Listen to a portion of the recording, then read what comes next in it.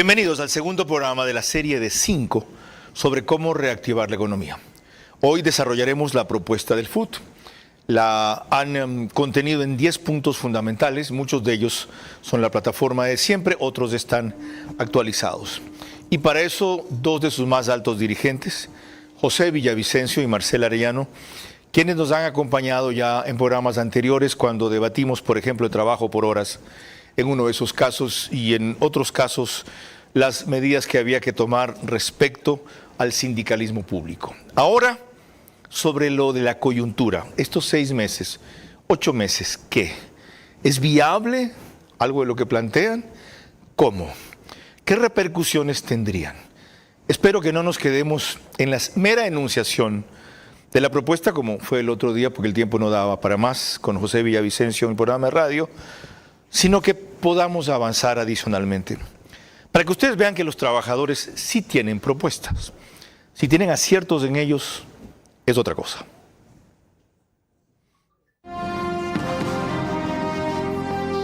Este es Vera a su manera.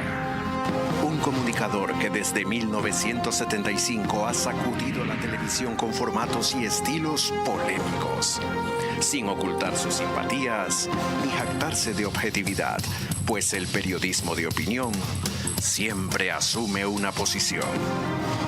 Bienvenidos a coincidir o discrepar con Vera a su manera. Opinión con propósito. Democracia.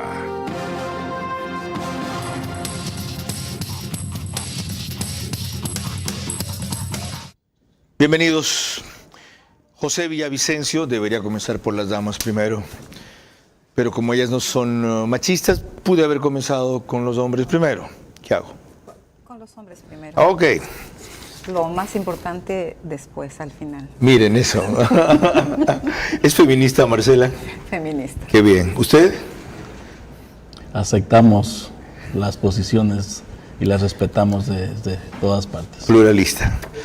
Bueno, celebro el buen talante porque con los dos, así como en los 49 años de mi vida profesional he tenido magnífica relación con los dirigentes sindicales, mucho respeto y admiración por su trabajo y mucha contrariedad por nuestras discrepancias, que son secundarias. Las de ustedes con ellos son los importantes. José Villavicencio tiene 43 años, es ingeniero, 4 hijos, casado, 28 de febrero de 1981. ¿Está en la presidencia del FUT en este momento? Así es. Ya. Marcela Arellano, no cuenta su edad, es activista de derechos humanos, militante sindicalista y luchadora por la equidad de género.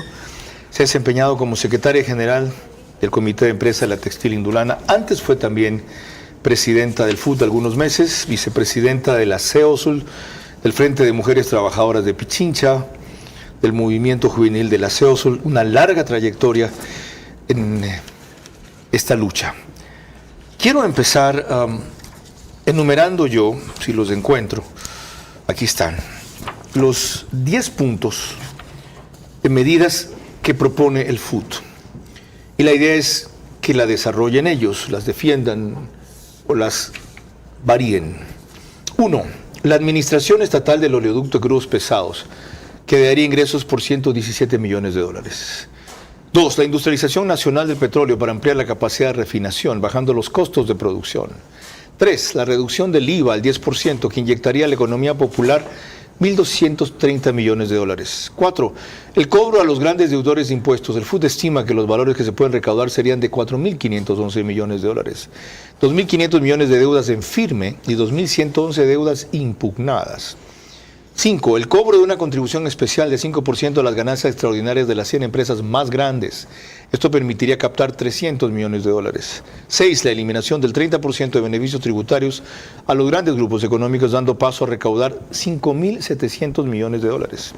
7. Recaudar al menos el 10% de la elusión y evasión tributaria, lo que equivaldría a 700 millones de dólares. Eso significa que estiman la elusión y evasión tributaria en 7.000 millones de dólares. 8. La restitución del 5% del impuesto a la salida de divisas para recaudar 1.400 millones. 9. La negociación soberana de telefonía celular que daría al Estado 600 millones. El FUT menciona que por 15 años la primera condición debe ser el pago de las deudas impugnadas de Claro y Movistar, que serían 97 millones de dólares. 10. El alza del salario básico al valor del costo de la canasta básica familiar, lo que dará un beneficio de 840 millones y beneficiará a más de 600,000 hogares. Les recuerdo que nos pueden seguir por Facebook y YouTube de Vera a su manera. Estamos en Extreme TV Cable por canal 15 de Vito TVO o 709 si ustedes prefieren alta definición. En DirecTV el canal es 194. Manavisión, canal 9. Señal abierta solo en Manabí. Además, María Clara. Gracias a RTU estamos en todas las cableras, DirecTV canal 177, CNT canal 12, TV Cable canal 69, Claro TV canal 30, Cable Unión canal 9 y el número aproximado de hogares que nos acompañan a esta hora en estas cableras es alrededor de 40,000. Y volviendo al tema que nos reúne esta noche, vamos a comenzar por lo que José Villavicencio, uno de nuestros invitados aquí esta noche, ya le anticipó a nuestro director Carlos Vera sobre los 10 puntos que le plantean en esta coyuntura al país por parte del FUT. Esto lo hizo en Radio Centro, en el programa Del Día a la Noche. Han planteado una propuesta al país, como sostienen que siempre lo hacen, no siempre lo hacen, de 10 medidas que se deberían tomar enseguida. ¿Es cierto? ¿Han hecho eso o no? Una propuesta que recoge 10 puntos que nosotros consideramos son alternativos, son viables para resolver el problema económico. ¿Cuáles son? Está el primero, la administración estatal de la OSP, está la industrialización nacional del petróleo, reducción del IVA en este caso del 15 al 10%, el cobro a los grandes deudores de impuestos, contribución especial del 5% a las grandes ganancias extraordinarias de las 100 empresas más grandes de este país, eliminación del 30% de los beneficios tributarios a los grandes grupos económicos, recaudar por lo menos el 10% de esos 7,600 millones que dijo CEPAL, el tema de la reestructuración del 5% de del ISD, y obviamente otro elemento está el tema de cómo se viene manejando el tema del contrato de las telefonías de Claro y Movistar que nosotros hemos planteado. Bienvenido, ingeniero. Gracias por concurrir. Ahí están las que usted alcanzó a mencionar, que son parte de las que yo enumeré. ¿Cuál cree la más importante, a diferencia de cuál es la más viable? Supongo que la más importante sería la que más recursos rinda, la más viable, la que pueda tener inmediatez. Carlos, un gusto poderle saludar, igualmente a mi compañera Marcela y a todos los ecuatorianos que siguen este importante programa. Para el Frente Unitario los 10 puntos son importantes, más allá de los valores que se pueda obtener. Y si empezamos por el primero, Carlos, en el 2001 se empezó a construir la famosa oleoducto estatal privada. En el 2003 empezó a funcionar. Tenía 20 años para entregarle al Estado ecuatoriano. Eso se cumplió en noviembre del 2023. Sin embargo, el gobierno prorroga ese plazo hasta 180 días.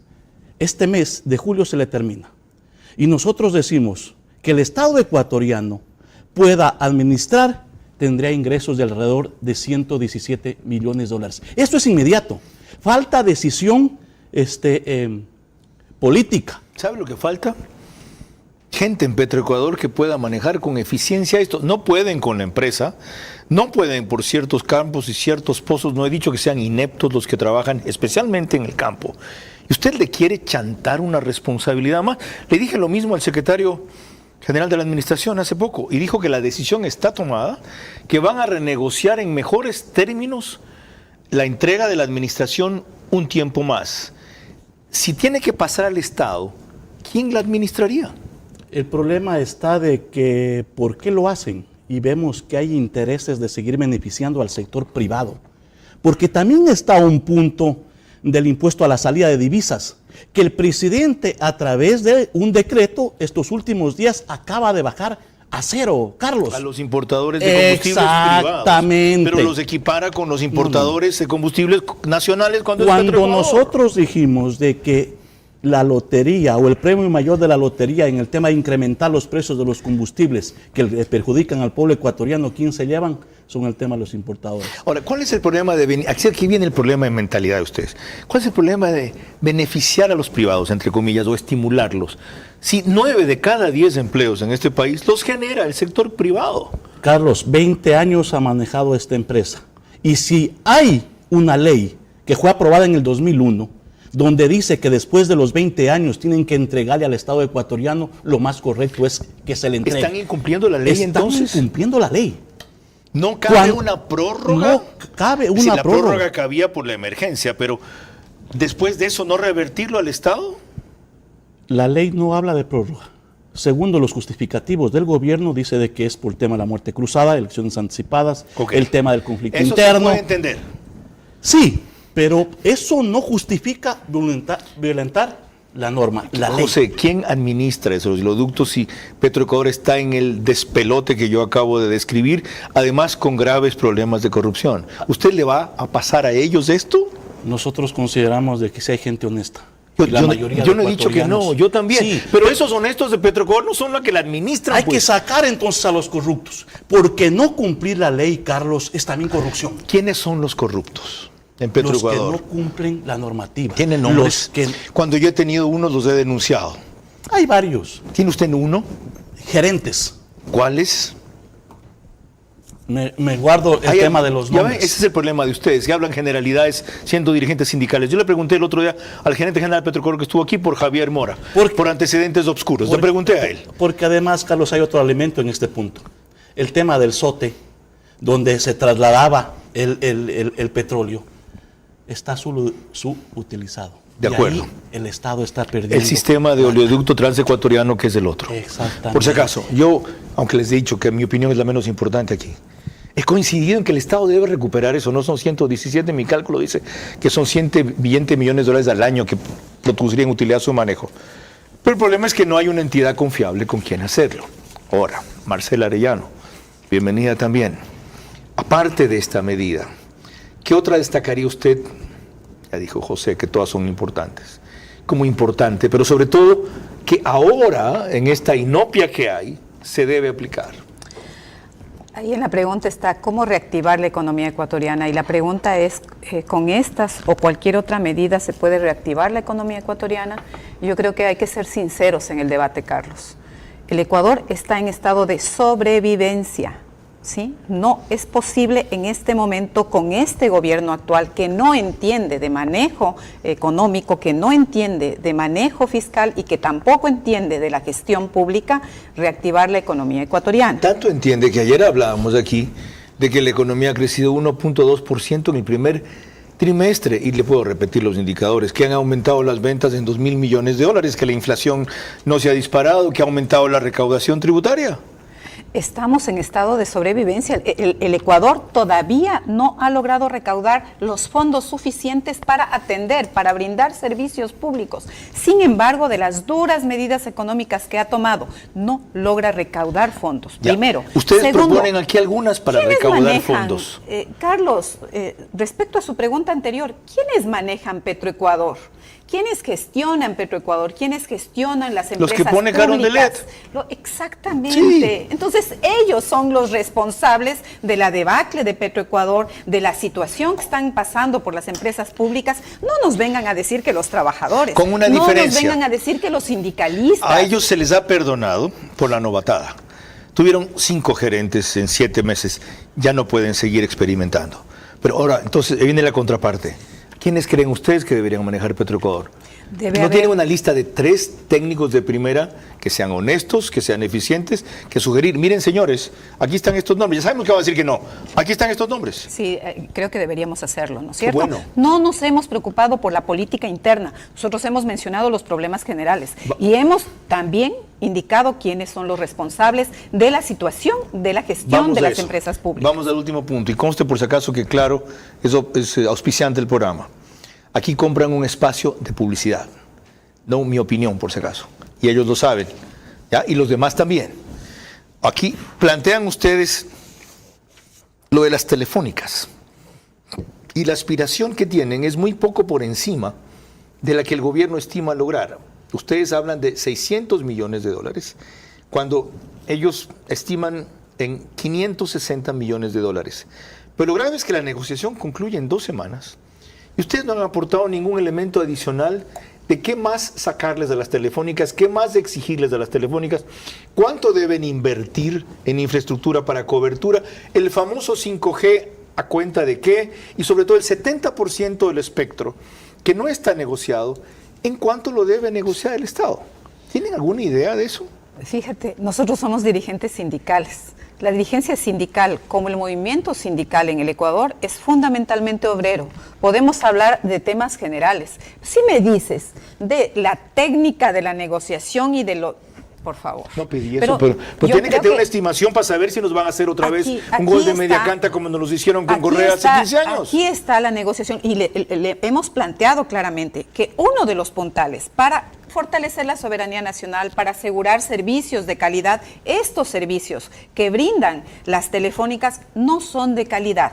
Además son extremadamente caros para el pueblo ecuatoriano y sin embargo pagan poco a los trabajadores y sin embargo pagan también poco al Estado. Entonces el Estado, ¿en función de qué debería negociar? En función de elevar la calidad del servicio, ¿sí? De abaratar costos, porque no solamente es cuestión de recaudar, sí, sino también de abaratar costos, sí, porque ocurre que eso es parte de la canasta básica. José, ¿quiere añadir algo más? Lo veo ansioso por hablar. Voy a decir después, no me dejaste opinar. No.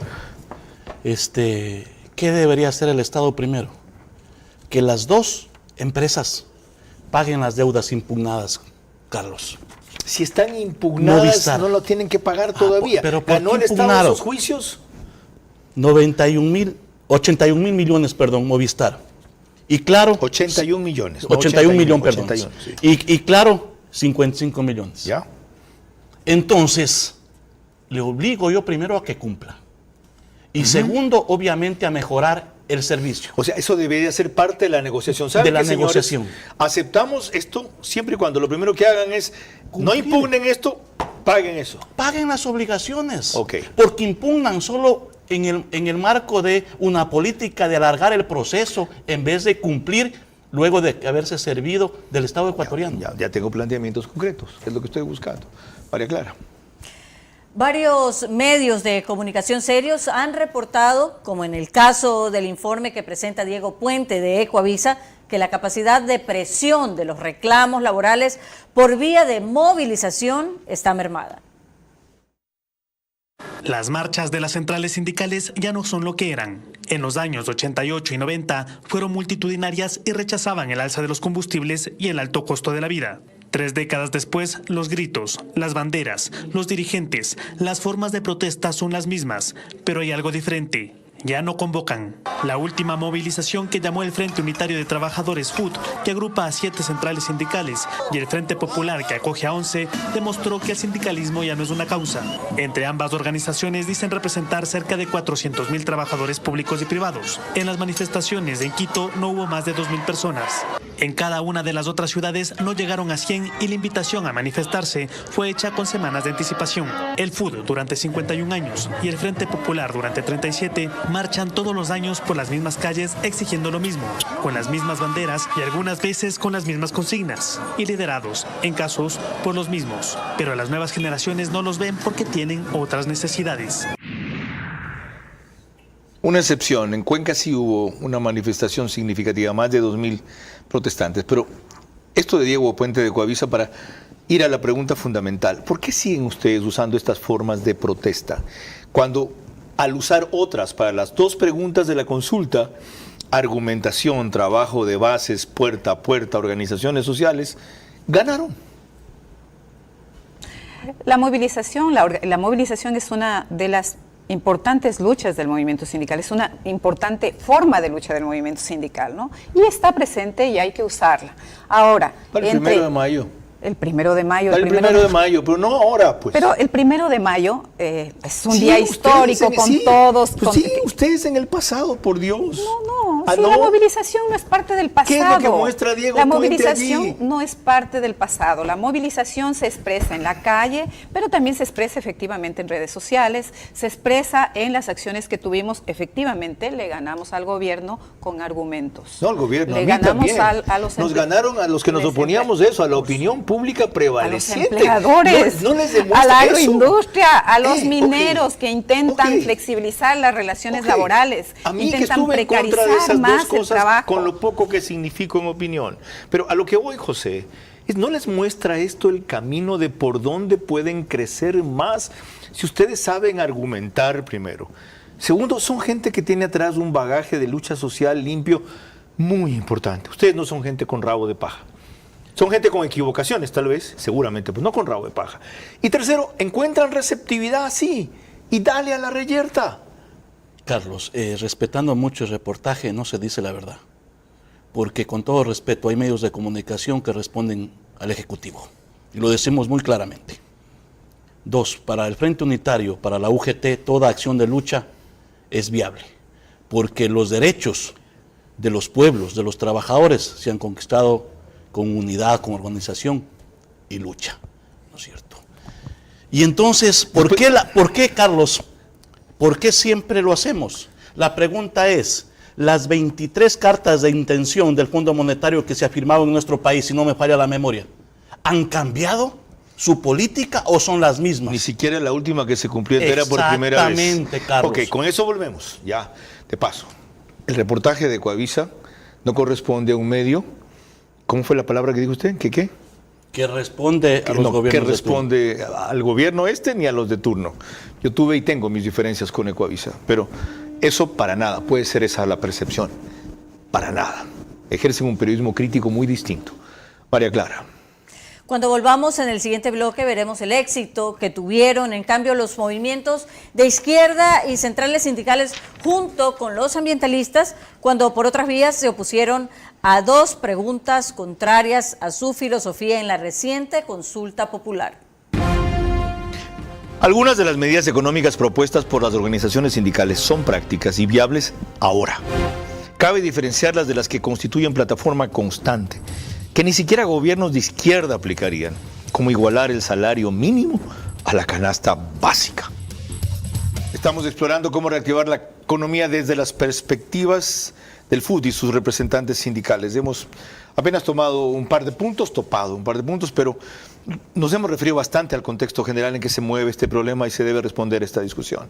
El que tiene que ver con el OCP, que debe volver al Estado, el que tiene que ver con un tema que este mes se cumple con la renegociación con las telefónicas.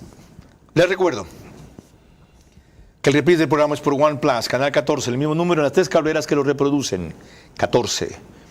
Extreme TV Cable, CNT, Claro TV. Solo que 2 días después, 6 de la mañana, un horario alternativo a este para quienes tienen sueño o terminan cansados, porque aburridos nunca está el programa. 100,000 vistas en streaming al mes allí, 4,000 cada día. Es el reporte de quienes hacen ese servicio. El periódico digital Ecuador en Vivo reproduce en resumen en su página de noticias y portada principal apenas termina. Y en el oriente, desde Puyo, nos retransmite Nina Radio, 104.7 FM, desde Napo para varias provincias del oriente. Pregunto otra vez, ¿me olvidé de las radios en el primer bloque? Qué increíble, segunda vez. Esto es Alzheimer, ya voy a estar preocupado, Dios santo. Ok, lo hago en el próximo, ¿ya? Perdón, no te rías tú. Deja que llegues a los 70 años a ver si puedes hablar como yo. ¿Ya? Ok, María Clara, dale.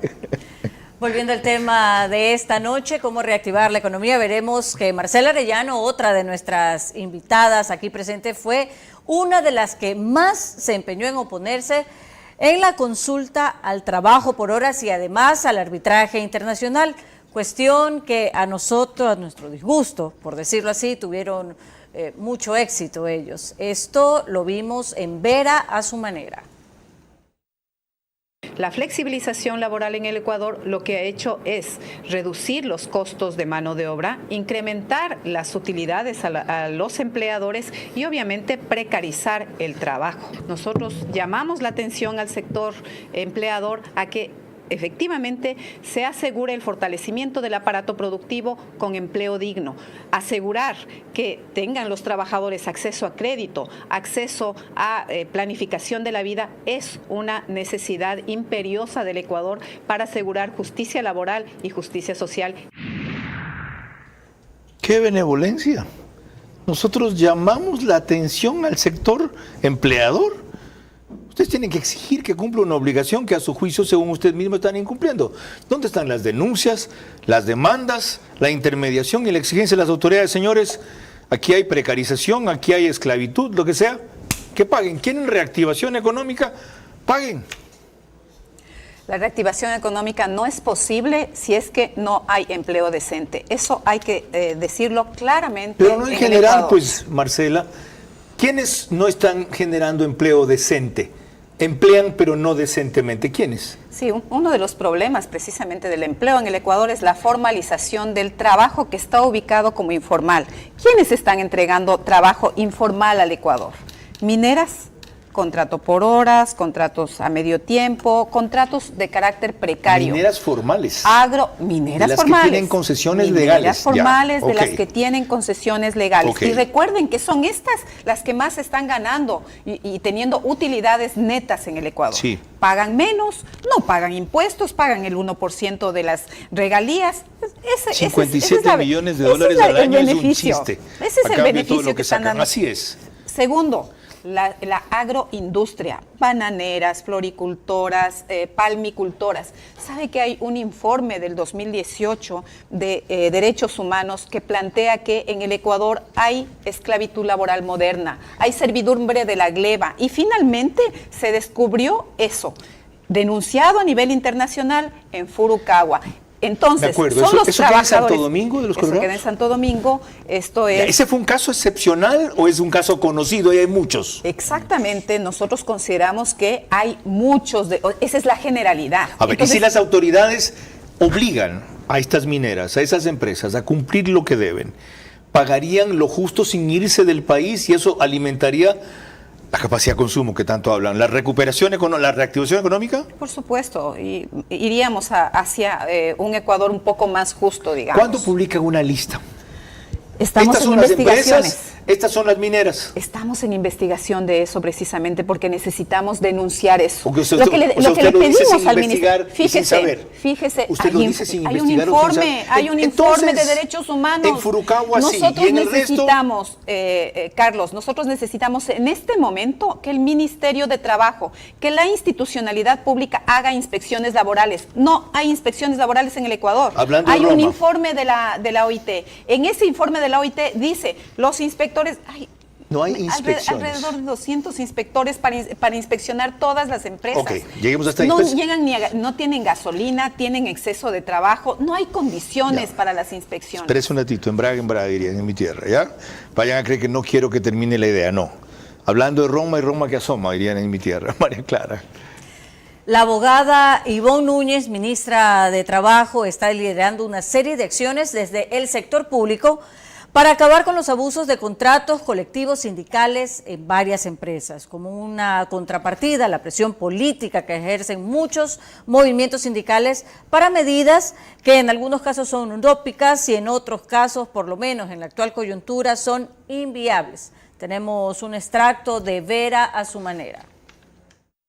En el caso del sindicato del IES y de su dirigente, le pidieron al Ministerio de Trabajo que intervenga el sindicato del Instituto Ecuatoriano de Seguridad Social. Y nuestro equipo técnico, bajo el liderazgo evidente de esta ministra, empezó el estudio, primero para verificar si este sindicato se encuentra registrado de manera legal ante el Ministerio del Trabajo. Nosotros en próximos días daremos la respuesta que obligatoriamente tenemos que hacer a los señores asambleístas de la provincia de La Suay en relación al pedido de intervención al sindicato del Instituto Ecuatoriano de Seguridad Social. Cuando nos piden entienden que existen irregularidades en las conformaciones de los sindicatos, el ministerio tiene que de manera inmediata intervenir. De hecho, nosotros tenemos ya intervención en varias organizaciones sindicales porque existen polémicas en los registros. Usted está investigando contratos colectivos en otras empresas públicas, Corporación Eléctrica del Ecuador, CELEC, Corporación Nacional de Electricidad, CENEL, Petroecuador y Corporación Nacional de Telecomunicaciones, CNT. En ese caso, ¿por iniciativa de quién? ¿De qué? ¿Cuál es la alarma? La alarma surgió en el caso de CELEC, porque cuando nos tocó comparecer en la acción de protección, pretendiendo ellos a través del comité de empresa trasladar a 1.080 trabajadores, nos dimos cuenta de que no era posible, en razón de que ya la Corte Constitucional se ha pronunciado específicamente que para ese tipo de traslado no es posible aplicar una acción de protección en razón de que se desnaturalice y no se crea derechos como son las pretensiones. Entonces, de acuerdo en que hay que parar los abusos de algunos empresarios que no generan empleo decente, que hasta llegan a formas de esclavitud y de tercerización, ¿coinciden en que hay que parar los abusos de esos contratos colectivos, José? Carlos, la UGT, el Frente Unitario, va a defender los derechos humanos y los derechos fundamentales que tienen que ver con los convenios 87 y 98 de libertad sindical y contratación colectiva. Aunque violen reglamentos y leyes. Carlos, nosotros hemos dicho claramente, se sancione a los responsables que han vulnerado las leyes y las normas. El 99.9% de contratación colectiva en este país está bajo norma. El 0.54 que se regula las remuneraciones para la contratación colectiva, los subsidios de antigüedad, subsidio familiar, ropa de trabajo, no es a eso alimentación. No es entonces, Wilson, perdón, Carlos. No hay problema. Wilson Moposita, yo lo aprecio también. Es un honor ser confundido con él. Entonces. Sí paso. Carlos, ¿ya? Entonces, ¿a qué tienen que sancionar a los responsables? ¿Quién pone a los gerentes de la empresa? Los gerentes de las empresas que firmaron eso. Y las cabezas. Queda claro que los contratos no se anulan, sino las disposiciones ilegales. Exacto. No tienen problema con eso. Pero no se puede generalizar, no tenemos problema. Ya. Que se investigue y se sancione. Gerentes, ministro de Finanzas, ministros de Trabajo que firmaron estos contratos, entre otras autoridades. Eso quería oír, ya volvemos a lo nuestro. ¿Saben por qué era importante? Estamos hablando de reactivación económica. La ministra estima que si esos contratos se corrigen, se liberarán $300 millones entre las 4 empresas: CENEL, CELEC, CNT y Petroecuador. María Clara. Cuando volvamos en el siguiente bloque, el criterio que expresó apenas ayer aquí mismo el exministro de Finanzas, Fausto Ortiz, respecto a lo que él considera recuperación y reactivación de la economía. Algunas de las medidas económicas propuestas por las organizaciones sindicales son prácticas y viables ahora. Cabe diferenciarlas de las que constituyen plataforma constante que ni siquiera gobiernos de izquierda aplicarían, como igualar el salario mínimo a la canasta básica.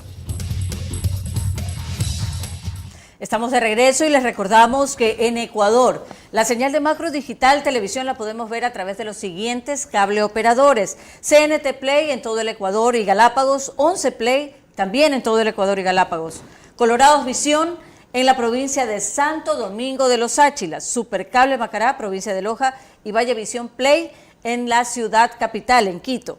Y en Estados Unidos nos pueden ver a través de la aplicación Roku. Se conectan alrededor de 12 a 15 mil hogares en esta plataforma. Carlos. Me olvidé recordarles, y no se debe al Alzheimer, sino a que estaba apasionante la discusión, que en radio nos pueden seguir por Tú Gozas, ¿no? ¿Ya? Tú vas a llevar mariachis a mi entierro, Tú Gozas. Les decía que en Radio Centro nos siguen por 101.3 FM, en audio y en imagen para nuestras plataformas digitales. Guayas y Santa Elena son las provincias. En Manabí, Candela con K, 89.3 FM. En Riobamba, la bonita del centro del país, también 89.3 FM. Pero desde allí, cobertura a Chimborazo, Cotopaxi y Tungurahua. Y en Quito, 101.7 FM, Radio Sucesos, líder en información en la capital de la República. María Clara. Volvemos al tema y veremos que ayer, aquí mismo en este programa, formulábamos una pregunta clave al exministro de Finanzas, Fausto Ortiz, para entender si estamos planteando bien o no el tema que domina toda la semana. Medidas para la reactivación de la economía. Cuando una economía se entiende reactivada o en vías de reactivación, porque yo mencionaba, lo que se siente es recuperación, que no es igual. Sí, la economía debe crecer al menos arriba de lo que crece la población, porque si hay más gente, quiere decir que esa gente también produce y la economía crece a ese ritmo. 2-3%. En el caso nuestro, 1.5 es el crecimiento poblacional, pero debería crecer 2-3% para que la economía tenga un buen ritmo. Y para nosotros salir del estado que tenemos de postración, ¿verdad?, debería crecer 4 o 5%, situación muy complicada para sostenerla. Sigo preguntando, ¿es posible eso en los 6-8 meses que quedan? No. ¿Por qué? Porque tenemos una economía que viene en la parte del ciclo de a la baja. La pandemia nos pegó, caímos 10%, empezamos a recuperarnos 9%, después 6%, después 2%, y este año quizás 1%, dice Central. El Fondo Monetario dice no, 0.1%. Queda claro, según ese concepto, que la economía no se está reactivando, solo recuperando. El término que usó Fausto Ortiz ayer es más duro que el que acaba de usar al abrir el programa Marcela Llano. Ella dijo sobrevivencias del estado en que estamos. Él habla de postración. En definitiva, un experto como él dice, no nos vamos a recuperar. Las medidas que ustedes proponen, muchas, tienen que ver con apretar al sector privado, con cobrarle lo que debe, con quitarles exenciones y beneficios, etcétera. ¿Eso no agravaría la situación, Marcela? Nosotros lo que estamos reclamando es justicia fiscal. Todos estos planteamientos es para asegurar que haya recaudación del Estado. El problema no solamente es la recaudación. Tiene que recaudar el Estado, tiene que cobrar a los privados lo que están evadiendo en este momento, ¿no? Eso es una necesidad imperiosa. Una segunda necesidad es a dónde van los recursos recaudados. Los recursos recaudados por gobiernos neoliberales, de pensamiento neoliberal, que han implementado la misma política y la misma receta desde hace más de 40 años, esa recaudación va para el pago de la deuda externa. Y eso es gravísimo en un estado de postración, de sobrevivencia como el que estamos teniendo. Entonces, necesitamos no solamente recaudar, asegurar que paguen, ¿sí?, sino además revisar hacia dónde van esos fondos. Y en este momento los fondos necesitan ir a salud y educación. Fíjese, Carlos, tengo un hijo que acaba de salir del internado de un hospital. En el hospital vivieron varias alertas de código plata. Ajá. O sea, varios delincuentes se tomaron el hospital.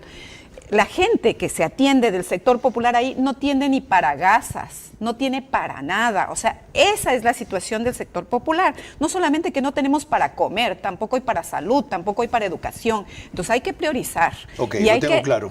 Justicia tributaria le llama usted. Qué bueno que con ese concepto engloba todo. Tengo que hacer una pausa aquí para requerir cuando vengamos la opinión de José Villavicencio. María Clara.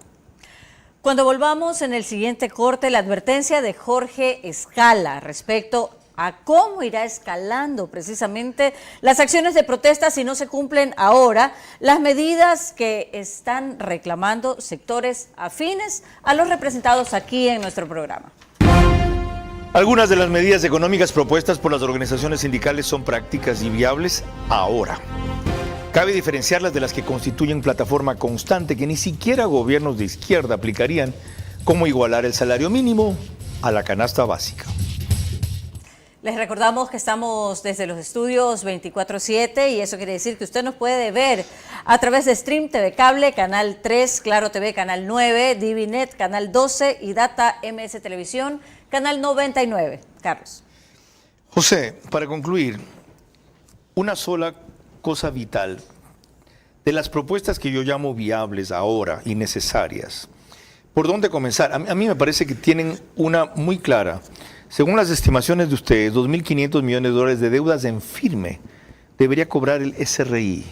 ¿Eso puede ser así? No quiero decir mañana, pero ¿en 1 o 2 meses? En 1 o 2 meses, Carlos, porque ya no están impugnadas. Deudas en firme, 2.500 millones de dólares. Si usted se mete al SRI, asoma este listadito.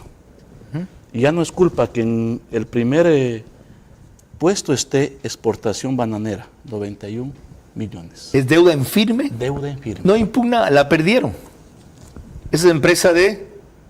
El presidente Daniel Noboa, o parte. ¿Qué otras están? Bonanza, López Calle Manuel Puerto, Licores Nacionales y Extranjeros, Cervecera Corpo S.A. y así vamos. El valor, ese es el que suma 2.500 millones. Yo tengo aquí las 100 primeras, pero son 500 empresas. En total, con deudas en firme que impugnaron, 2.500 perdieron los juicios. Deben pagar. Deben pagar 2.500 millones de dólares. Ok, ahí está la clave para la reactivación económica, por lo menos en el aspecto tributario. María Clara. Cuando volvamos en el bloque final, mis preguntas para nuestros invitados centrales de esta noche, que deberán ser respondidas en términos de sí o no, sus últimas reflexiones y el comentario de nuestro director Carlos Vera. Algunas de las medidas económicas propuestas por las organizaciones sindicales son prácticas y viables ahora. Cabe diferenciarlas de las que constituyen plataforma constante, que ni siquiera gobiernos de izquierda aplicarían, como igualar el salario mínimo a la canasta básica. Apasionante programa. Ilustrativo, revelador, motivante, frustrante también. Espero que para ustedes la sensación haya sido mucho mejor que para mí. Y la frustración viene por la falta de tiempo para desarrollar muchas de nuestras diferencias con mis interlocutores. Concluimos con algo que completa, en parte, lo que ya hemos tratado, las preguntas que le formula María Clara a cada uno de los invitados. Adelante. Gracias, Carlos. Corresponden las preguntas para nuestros invitados, recordándoles que deben de ser respondidas en términos de sí o no. Las primeras preguntas son para José Villavicencio. Número 1. ¿Está consciente usted que equiparar el salario mínimo al nivel de la canasta básica obligaría a miles de empresarios a despedir empleados para cubrir costos nuevos? ¿Sí o no? No. La segunda. ¿Concretaría usted una denuncia en fiscalía contra quienes se denominan los grandes evasores de impuestos? ¿Sí o no? Sí. La tercera y última. ¿Son condenables los empleados públicos que ganan más del salario que recibe el presidente de la República? ¿Sí o no? No. Muchas gracias. Ahora las preguntas para Marcela Arellano. La primera para usted. ¿Van a liderar en el futuro reclamos porque para las mujeres se cumpla de igual trabajo, igual salario? ¿Sí o no? Sí, a un trabajo de igual valor, igual salario. La segunda. ¿La paridad hombre-mujer en las entidades públicas aseguraría mejor manejo de sus responsabilidades? ¿Sí o no? Sí. La tercera y última. ¿Debe reconocerse una parte del salario o ingreso por parte del hombre a la mujer que se hace cargo de los trabajos en casa, al margen de los correspondientes como esposa o madre? ¿Sí o no? El Estado debe asumir. Muchísimas gracias. Carlos. Una idea final para cerrar. Marcela. El suspiro estuvo mejor que la idea.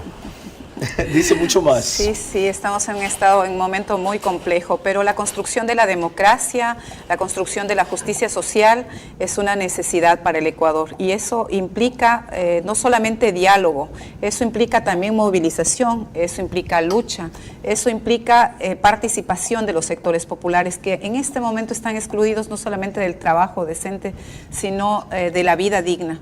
Es necesario recuperar ese horizonte para el Ecuador, la democracia, la justicia social, la justicia laboral como elementos centrales en la construcción de un Ecuador distinto. Igual, una idea final, José Villavicencio. Carlos, ecuatorianos, creo que es fundamental la organización, la unidad y la lucha para poder enfrentar lo que nosotros hemos denominado una política agresiva neoliberal y que afecta al pueblo ecuatoriano. La decisión de incrementar los precios de los combustibles y seguir beneficiando a los grandes grupos económicos con la condonación o el beneficio de los famosos subsidios como empresas mineras, petroleras, pesqueras, entre otras, es necesario esa unidad para obviamente construir una alternativa distinta, diferente, para lo que también se avecina, que es el proceso electoral el 2025. Gracias a ustedes por acompañarnos y a ustedes por seguirnos periódicamente. Ayer le olvidé un cierre porque no lo creí necesario. Hoy sí, y es simplemente para complementar lo que he hecho a lo largo del programa. Hay algunas de las propuestas en estos 10 puntos de los trabajadores que son viables ahora y necesarias. Me voy a concentrar en 3. Empezar con el cobro de las deudas en firme tributarias que llegarían a 2.500 millones de dólares. Incrementar en 10% la disminución de la elusión y la evasión tributaria, no es lo mismo. Ya, una figura es legal, la otra es ilegal. Y dar una voz de alerta en la negociación que debe estar concluida ya con las telefónicas para que se optimice al máximo lo que obtenga el Estado, no solo en el monto en efectivo que los trabajadores estiman en 600 millones de dólares, sino en inversiones en otro tipo de beneficios, cobertura, mejoramiento de la calidad, disminución de los costos que en este país son exorbitantes.